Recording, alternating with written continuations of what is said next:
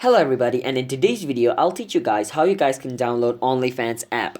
So before starting this video, be sure to like and subscribe with notification on to our channel cause we post content like this. So to get notified for our future video, be sure to subscribe with notification on, and let's start today's video without any further ado. So there is no OnlyFans app because the official OnlyFans also hasn't released their app. They only have a website. So there is no way for you to download OnlyFans app, but there is a simple trick which you can use, so you just don't have to go to your browser and type OnlyFans every single time. You can just go to your browser once and type OnlyFans, and after typing OnlyFans in your browser, enter in the first link, and after the page opens up, you can click on the three dot which is at the top right corner, and you can scroll down until you see add to home screen. Now click on add to home screen and click on add.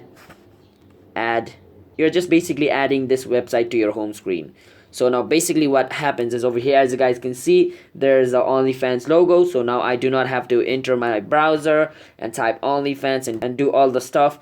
I can just literally click on this icon over here and it's gonna take me to the website. So yeah, that's how you can use OnlyFans as an app, because they haven't released their official app. All the other apps and that stuff which you see, they are trying to scam you, so don't use them.